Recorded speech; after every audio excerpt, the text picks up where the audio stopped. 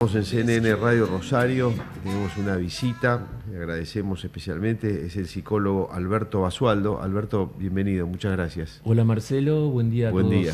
los oyentes. Bueno, Alberto se especializó en el estudio de enfermedades psicosomáticas y clínica general dentro de su recorrido, que ya lleva más de 25 años de experiencia. Abordó temáticas afines al estrés y su impacto en las nuevas realidades personales y sociales, dictó cursos y talleres de posgrado, así como también desarrolla actividades abiertas al público en general. También a lo largo de su carrera ha trabajado tanto en el ámbito público como en el privado, como consultor y analista de gestión de organizaciones, así como también en áreas de recursos humanos.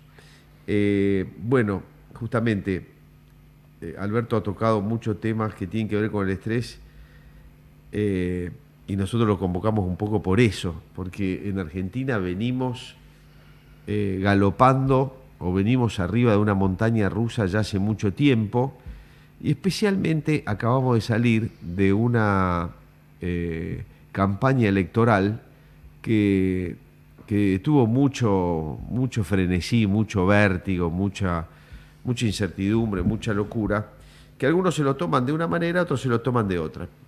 Pero en general a todos nos afecta un poco o mucho, depende de cada uno, pero nos termina afectando. Y hablamos también de cuestiones que tienen que ver con lo psicosomático. Y bueno, quería un poco, Alberto, que nos hagas una primera presentación, un primer diagnóstico de esto que estoy contando, cómo nos afecta. Y después yo te hago algunas otras preguntas. Perfecto, perfecto. Bueno, en relación a lo que vos decías, Marcelo, el primer punto que me interesaría destacar es la asociación de las crisis sociales, socioeconómicas financieras, con la incertidumbre. La incertidumbre en tanto lugar del otro que no permite un anclaje desde lo social. ¿Qué es o qué significa? ¿Cómo lo podemos traducir a esto? Y ese otro social, se vuelve un lugar no confiable. La persona pierde en las crisis los puntos de anclaje, los puntos de sostenes, aquellos lugares que le daban cierta seguridad, hoy ya no. Entonces, lo que se produce es un desequilibrio en el suelo desde donde está parado. O sea, la persona no sabe bien dónde ubicarse, ni también hacia dónde dirigirse. Por supuesto, esto dispara una serie de respuestas que van hacia el interior, en este caso, por ejemplo, lo que yo me dedico a estudiar, el cuerpo, el estrés y su impacto, y también hacia el exterior, esto es, en respuestas más reactivas y lo que llamaríamos desadaptativas. Sí. Ahora, muchas veces vemos que una situación genera en una persona un efecto, en otra persona otro efecto, ¿no?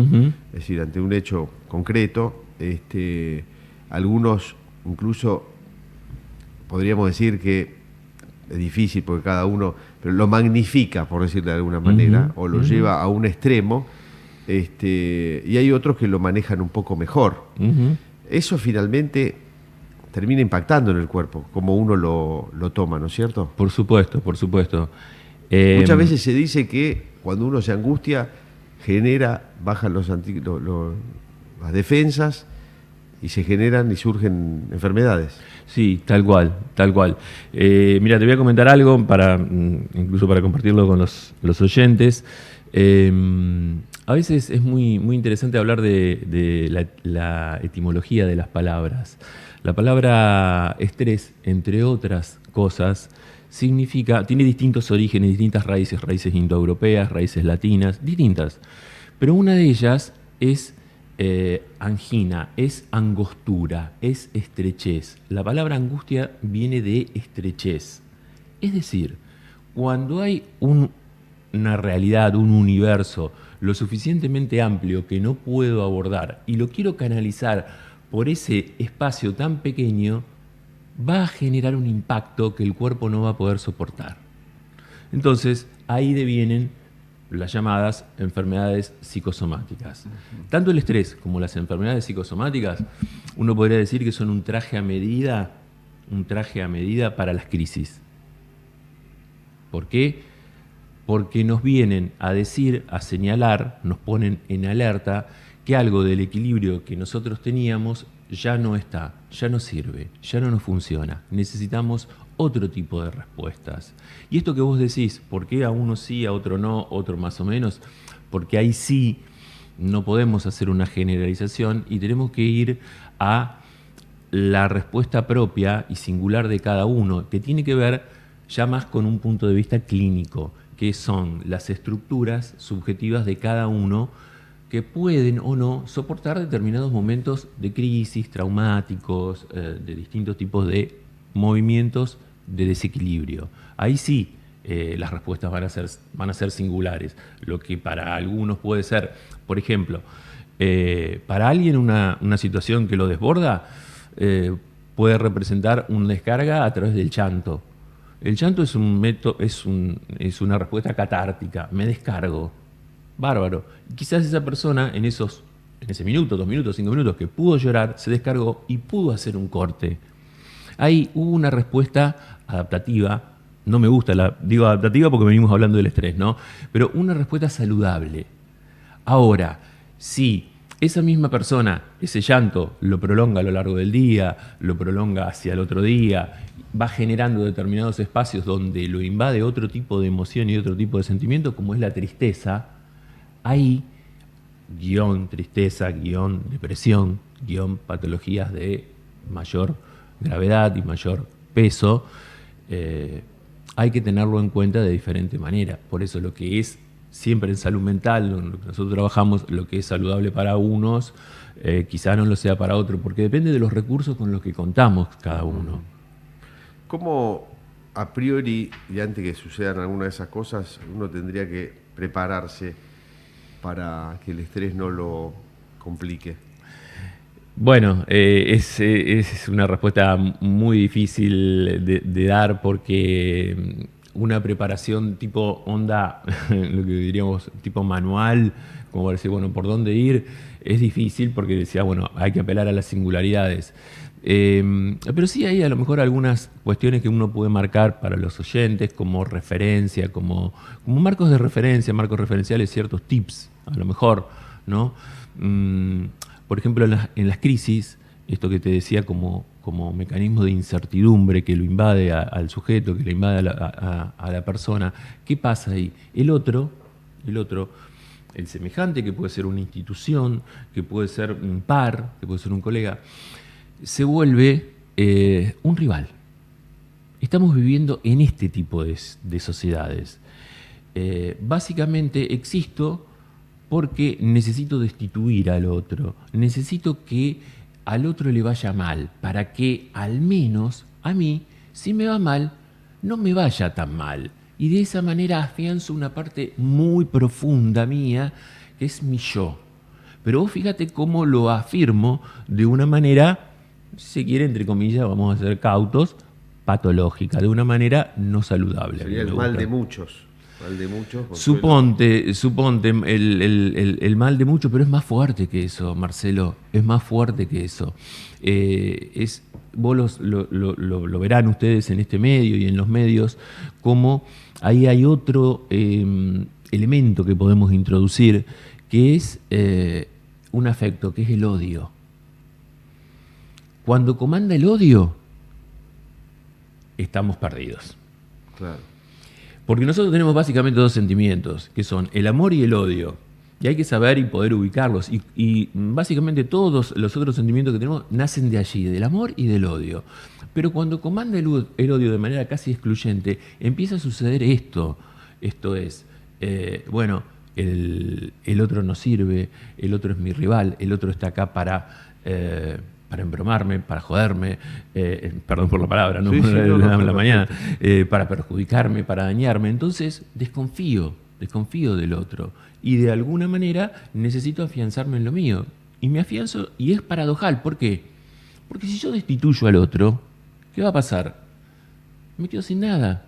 Yo necesito ese juego dialéctico de que el otro esté para que yo exista. no es 50 y 50 en ese juego, nunca se reparten las cartas de manera igual, pero no lo puedo eliminar al otro. Por eso decía, ustedes en estos espacios y en estos medios que trabajan todos estos temas, lo deben ver a diario, lo ven a diario. Y básicamente donde debería comandar, por ejemplo, la lógica, la razón, comanda la emoción, comanda este afecto como el odio, y estamos complicados, como por ejemplo en el terreno de lo político y en el terreno de lo social.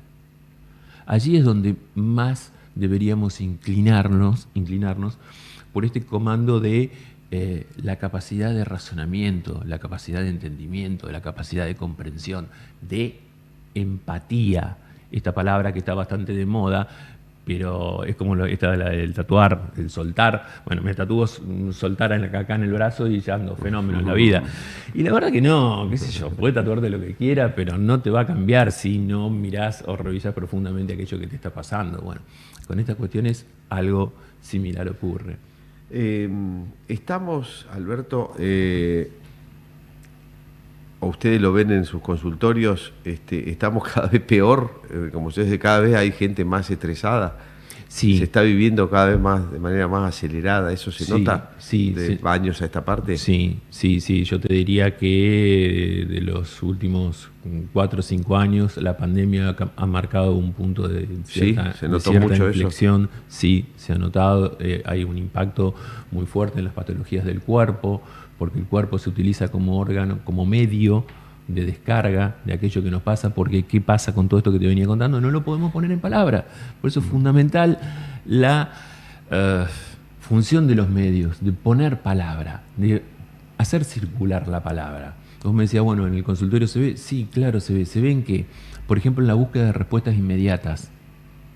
A mí algo que no me pasaba, por ejemplo, tengo casi 30 años de clínica y de trayectoria y recorrido.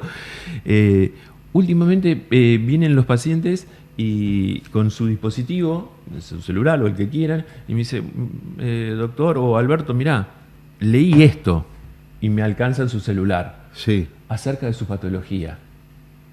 Y acá dice que esto que tengo necesita esta respuesta. Y claro, ahí hay una apelación a que el otro avale esto que está buscando de manera ficticia, de manera totalmente desasida, suelta de la realidad. Y claro que lo vemos. Claro, estamos más estresados porque la respuesta que necesitamos dar es de mayor eficacia. Viste que Guy Debord habla de la sociedad del espectáculo, del espectáculo. Hemos pasado a ser nosotros mismos los productores de nuestro propio espectáculo.